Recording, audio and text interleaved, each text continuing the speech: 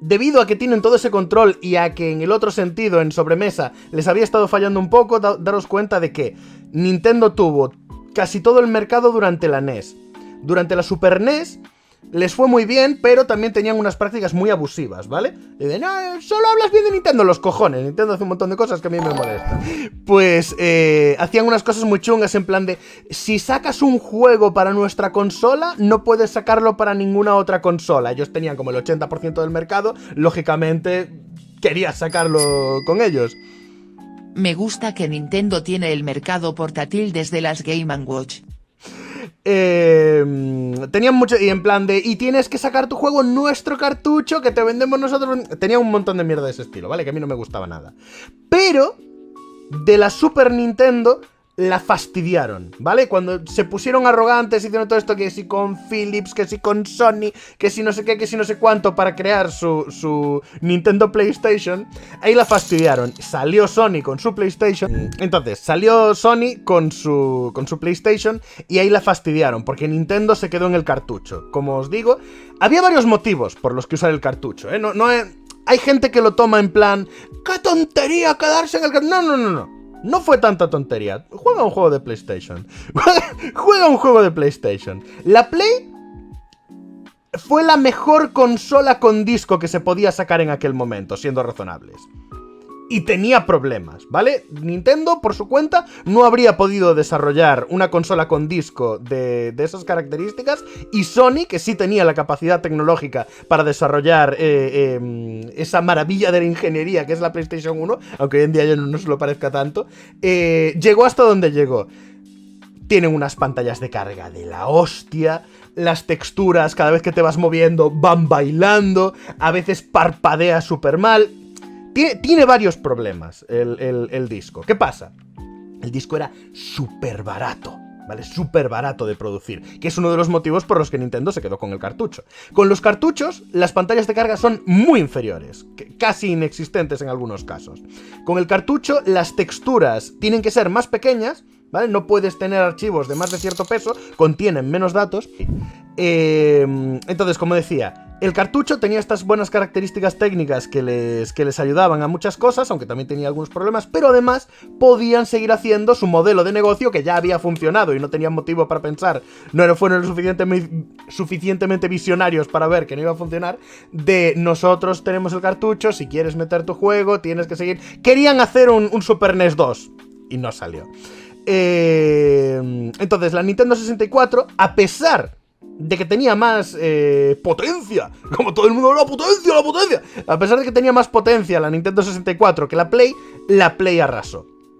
De hecho, la Nintendo 64 se llamaba Nintendo 64 porque tenía 64 bits. Y aún encima le metieron después la expansión de memoria que se necesitaba para Donkey Kong y para Majora's Mask. Estaba fuera de serie la Nintendo 64. Lo único que la retenía eran las limitaciones del medio del cartucho. En la siguiente generación dijeron, no pasa nada. ¿Somos unos idiotas? no hemos aprendido del todo. Nada, seamos justos. La decisión es mala, pero el motivo por el que la tomaban estaban pillados por los huevos. PlayStation triunfó a tope en la generación anterior, pero no porque sí, no fue en plan de, es que sus juegos eran los mejores que había. Tuvo buenos juegos, evidentemente, y sobre todo cuando la gente se desligó de Nintendo para irse con ellos por el éxito de la consola. Pero uno de los motivos principales, en realidad, del éxito de la PlayStation original fue la piratería. ¿Vale? Hay gente a la que no le quiere entrar, ¿vale? Hay gente que quiere negar esto como puede. No es cierto. No lo puedes negar. Uno de los principales motivos, si es que no el principal, del éxito de la PlayStation original, es que todo Dios la tenía chipeada. Yo no, ya sabéis, nunca he chipeado una consola ni nada. La única modificación que he hecho ha sido lo de tener una capturadora en mi 3DS. Leos, muchas gracias. Pero todo Dios tenía la PlayStation chipeada. Y con la PlayStation chipeada lo que hacías era, te comprabas una Play, la llevabas a un sitio que sabían y le ponían algo. Era lo único que sabías tú, igual ni siquiera le ponían nada, pero decían que le soldaban un chip, y ese chip anulaba las cosas de seguridad. Entonces, como eran CDs, eran putos CDs, ¿vale? Compact disc como el de la música, tú ibas a la tienda y te comprabas ahí por 300 pesetas 10 CDs vírgenes, ibas allí y copiabas, ¿vale? O sea, sacabas tu disco de Spyro the Dragon, lo metías en el ordenador. Alvin, ¿cómo estás? Si uno de tus amigos tenía el Spyro, todos teníais el Spyro. Si uno de tus amigos tenía Tomb Raider, todos teníais Tomb Raider. Era nuestro juego. PlayStation, PlayStation, PlayStation. Vale. Entonces, normalmente, el tema de las consolas es: vendes la consola a pérdida y ganas el dinero con los royalties de los juegos. En plan, imagínate, por cada consola que tú creas, gastas a lo mejor 800 euros. Estoy poniendo un ejemplo. Pero tú vendes esa consola a 500. Cada vez que alguien compra una consola, tú en realidad estás perdiendo 200 euros. Pero una vez esa persona tiene esa consola, cada vez que te compra un mando, tú el mando lo produces por 15 y lo vendes por 50. ¡Cachín! Cada vez que esa persona se compra un juego, bueno, el juego se vende por 50, una gran parte se lo lleva la desarrolladora y todo eso, pero a nosotros cada vez nos dan 10. ¡Cachín! Si esa persona se compra 10 juegos, hemos ganado ya 100. Si esa persona se compra un par de mandos, hemos ganado ya 200 y poco. Pues ya hemos ganado dinero a la consola. Ese es el modelo y ya luego las suscripciones estas del online. O sea, hay un gasto en el mantenimiento del online, pero no me jodas. No me jodas. Ganan una pasta con el mantenimiento del online. Con el mantenimiento del online. Y entonces de ahí sacan el dinero. Venden la consola lo más barata que pueden, sin perder prestigio, porque si vendes una consola demasiado barata, la gente está en plan de: es tan barata que seguro que es peor. Mira esa mierda de la GameCube que la están vendiendo por 99. Me voy a llevar la PlayStation que cuesta 200. Y como os estaba diciendo antes, resulta que en realidad la GameCube era mejor. Era mejor en cierto sentido. Pero bueno, vuelvo al punto concreto en el que nos habíamos quedado. Acababan de perder, como decía. Después de la Nintendo 64, aunque a Nintendo la trayectoria le ayudaba, la Nintendo 64 en sí fue un fracasito. Después de la generación esta de la PlayStation y la Nintendo 64, Nintendo dijo: no, aquí ha fallado esto, ¿vale? No ha ido. El cartucho no es el futuro. Seguro. Ellos consideraron que más que nada habían fallado por el cartucho y dijeron: lo vamos a remediar. Pero no queremos que nos pase como a PlayStation. PlayStation tuvo éxito con los discos, pero les pirateaban. Y nosotros no queremos que nos pirateen. Ya sabéis cómo es Nintendo con Nintendo. Prueba de que lo que estoy diciendo es cierto, la reacción de Nintendo al éxito de PlayStation. Su siguiente consola la decidieron meter con discos, ¿vale? Pero no utilizaron CDs. Quisieron utilizar UMDs. Problema del UMD, es pequeñito. O sea, un UMD es un CD, pero que en vez de ser así, es así. ¿Vale? Es muy chiquitito. Entonces, como Nintendo había visto, volviendo a lo que estábamos, como Nintendo había visto que habían pirateado a topísimo la PlayStation y eso a ellos les repatea, ¿vale? Nintendo son los más draconianos con el tema piratería, con el tema alguien haciendo algo con su IP, con todo eso. Les quema, ¿vale? No aguanta. Nintendo prefiere no venderte una consola a venderte una consola y que le piratees un juego. No lo aguantan. Entonces, decidieron utilizar un tipo de disco mucho más pequeño. Porque uno mucho más grande, no. Pero uno mucho más pequeño, sí. Sinceramente. Podrían haber buscado que fuera uno. Supongo que es que les habría costado más dinero o algo, pero bueno. El problema de esos discos es que de nuevo, y como les pasó con el cartucho, aunque sí eran discos y tenían mejores especificaciones en algunos sentidos, guardaban menos datos, guardaban menos gigas, ¿vale? Por eso algunos juegos tuvieron que venir separados en varios, también pasaba en PlayStation, pero no tendrían por qué, y otros juegos no pudieron tener tanta textura, tantos modelos, tantas cosas como habrían querido, porque no les cabía todo en un solo disco. La GameCube en sí era más potente, fue la más potente de su generación.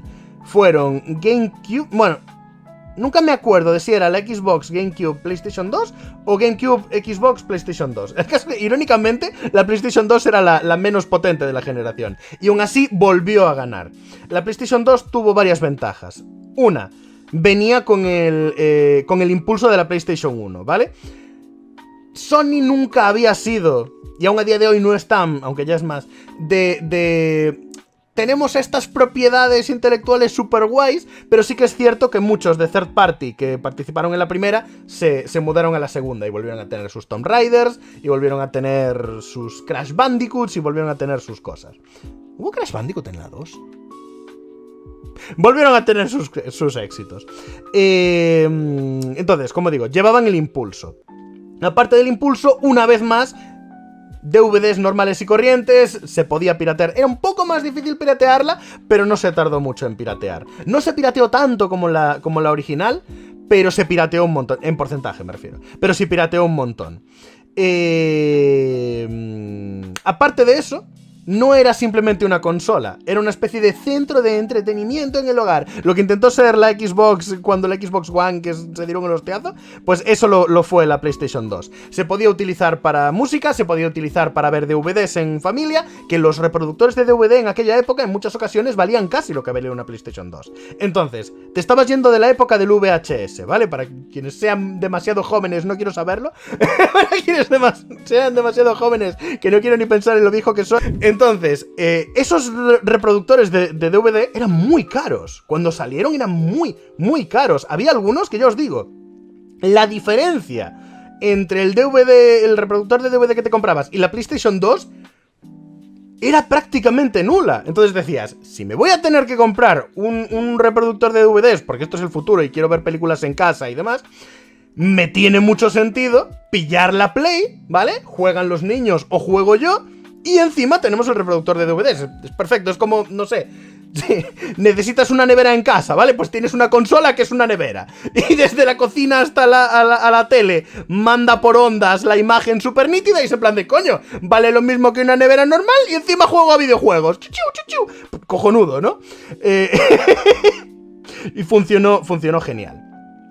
Entonces, después de esas dos generaciones, Nintendo se dio cuenta, bueno, de dos cosas. Uno, se les empezaba a acabar el dinero. Ese dinero rico de los 80, inicios de los 90, ya entre inflación y lo que se fueron gastando, empezaba a no ser un dinero tan rico. Y después de dos consolas que habían fallado, que no fueron fracasos estrepitosos de no valió para nada, pero habían fallado económicamente, no les habían reportado nada. Después de sacar monstruosidades por delante de su tiempo en tecnología, que habían fracasado, dijeron, vamos a intentar aprovechar la estructura, la arquitectura, las piezas que ya tenemos, vamos a pillar la GameCube, la vamos a potenciar un poquito y vamos a tirar por otro lado. En vez de sacar la consola más potente de todas y volvernos locos con el HD, porque en ese momento Sony y Xbox estaban a topísimo desarrollando para el HD, ¿vale? Que era la novedad del momento. Fue un poco como el 3D y el HD estaban ahí con... en vez de desarrollar su propia tecnología HD, que ya os digo, eso era caro, ¿vale? Estábamos hablando del momento en el que ¡wow, qué calidad! Los 400p. En vez de centrarse en eso y arriesgarse a un tercer fallo que les habría jodido totalmente la división principal, que es la de videojuegos, lo que hicieron fue pillar lo que ya tenían, que tenían un montón de piezas sin vender de la GameCube y tal, tunear un poquito la estructura que ya tenían, sacar una GameCube algo potenciada, con la misma capacidad de output de calidad, pero centrarse en el gameplay, centrarse en otra cosa, en vez de la mierda más cañera de todas, de mira qué calidad, mira qué leches. Lo que dijeron fue, vamos a sacar juegos que atraigan a la gente. Y ahí fue cuando sacaron la Wii con el mejor marketing de la historia de los videojuegos, que era el mando, que en realidad en su forma original no tenía tanto control de movimiento. En su forma original eran más que nada botones por movimiento. Y hay que reconocer que hicieron los juegos tan bien que la gente no lo notaba casi. Y ahí fue cuando empezaron a sacar un montón de juegos estilo party, fue cuando empezaron a sacar un montón de cosas atractivas para niños y para familias en general. Se ganaron a un público nuevo, o sea, había un montón de gente que nunca jamás había jugado a un videojuego y nunca jamás volvería a jugar a un videojuego, que esas navidades se compraban la Switch, que estaba como... Al final la vendía como por 100 pavos. O sea, la gente se la regalaba por cumpleaños, por navidades, por cosas así, y tenían Wii Sports y dos tonterías más, y jugaban cuando venía alguien el Raving Rabbids, y se lo pasaban de puta madre, y ya está. Volvió a ser un tema como la Play 1, de vendemos muchas consolas, vendemos menos juegos que consolas. Y fue un exitazo. Entonces, después de la Wii, se dieron cuenta de que no necesitaban sacar a la consola más potente de todas, sino que solo necesitaban sacar algo que atrajese al público. Y ahí les falló un poco el tema, ¿no? El refuerzo positivo no les ayudó, porque sí que quisieron dar el salto al HD. De hecho, hicieron una especie de consola intermedia en generaciones, porque la gente decía... La Wii U es peor que la PS3. No es cierto, la Wii U era mejor que la PS3, pero peor que la PS4. Se quedó como en el medio raro. Y gran parte del problema era el mando. Era un mando muy pesado. Era aparatoso, pero es curioso porque ergonómicamente era un mando cómodo de sujetar. Es raro, porque no debería serlo. De alguna forma consiguieron que el mando más pesado, grande y aparatoso del mundo resultara cómodo de sujetar. Pero era demasiado pesado y aparatoso. Le duraba la batería como 4 horas. Y le quitaba recursos a la consola, que tenía que estar mandando imagen a 2 pantallas todo el rato. Esto no es una DS, pero la DS había tenido mucho éxito. Y realmente no podía sacar todo el jugo que tenía dentro la consola a nivel de potencia, que es lo que tanto le importa a tanta gente. Nintendo lo hizo por un motivo, ¿vale? No fue solamente la Wii funcionó, vamos a sacar cualquier otra cosa loca. No, Nintendo lo había petado con la DS. DS, DS Lite, DSi, sacaron DSXXL, DSXXXLi, sacaron un millón de cosas y todas vendieron como churros. Y después tenían la 3DS y aunque al principio fue un poco regulero porque no tenía juegos, después se disparó y la 3DS también fue un exitazo. Y creo que quisieron intentar trasladar ese modelo de doble pantalla, ese modelo especial de gameplay con puntero y tal, a la consola de sobremesa. Y encima veían que estaba empezando a popularizarse el tema táctil de los smartphones, el tema táctil de las tablets. No creían, lo dijeron en alguna ocasión, que fuera a avanzar tan rápido, que se vieron superados ya para cuando salió la consola, casi era tarde. Supieron ver DS Girls Edition, exacto. Supieron ver hacia dónde se dirigía, pero no supieron ver cómo de rápido ni en qué forma final iba a ser. Entonces, entre que la consola en sí no era tampoco tan distinta de las que ya habían salido y era inferior a las que iban a salir pronto, entre que peleaba un poco consigo misma, era en plan de, para mirar el mapa tengo que estar mirando así todo el rato en vez de verlo en una esquina, ¿en serio? Que no era la más cómoda del mundo. Y sobre todo, lo que más la mató, ¿vale? En mi opinión, el marketing. La cagaron. La gente creía que la Wii U era un mando nuevo para la Switch, para la Wii, ¿vale? La gente veía la cosa esta, veía la consola que era igual, pero en vez de con ángulos rectos, con ángulos redondeados. Buena. Se llama igual. La consola que enseñas es igual que la Wii. En pantalla, luego si la tienes al lado era más grande, pero... El mando es lo que te están enseñando todo el rato. Ah, la Wii U, el U es el mando. Pues no me interesa tanto ese mando para la Wii. ¿Qué quieres que te diga? Con ese mando, si intento jugar al tenis, igual lo mando a volar, no tiene sentido. No introdujeron dentro de la Wii U los mandos de Wiimote. Todo el mundo tiene ya un Wiimote, ya, bueno. Todo el mundo tiene ya un cargador. ¿Cómo funcionó eso? La cagaron, ¿vale? El marketing falló completamente. Yo pensé que era un accesorio para la Wii. Todos pensaban que era un accesorio para la Wii. O sea, tenías que estar metido en el mundillo para entender la diferencia. E incluso gente que estaba metida en el mundillo no terminaba de ver la diferencia. A día de hoy, tú pillas a gamers y les enseñas así, moviéndolas un poco. ¿Cuál es la Wii? ¿Cuál es la Wii U? ¡Esa! Tienen que dudar un poquito. Entonces, muy mal. Gran fracaso. ¿Pero qué pasa? Que yo creo que a algunos les quedó un poco en la mente. Volvimos a intentar más potencia y no funcionó. Y creo que ahí fue cuando ya dijeron, mira, dejemos eso. O sea, no es nuestro camino. Lleva 20 años sin funcionarnos esta mierda. Vamos a centrarnos en lo que nos va de verdad, que es la portátil, pero no podemos abandonar a los fieles que nos llevan desde hace tanto tiempo con tantas sagas que no funcionan bien en portátil, ¿vale? No queremos que nuestros Zeldas 3D se queden en una portátil donde no se pueden disfrutar bien. No queremos que nuestros Marios 3D se queden en una portátil donde no se pueden disfrutar bien. No queremos perder todo el apoyo de estas compañías de third party que nos llevan dando sus juegos religiosamente todas estas décadas, que solo funcionarían bien en sobremesa. Lo que vamos a hacer es crear la consola de sobremesa más portátil que podamos. Este fue la idea que tuvieron finalmente.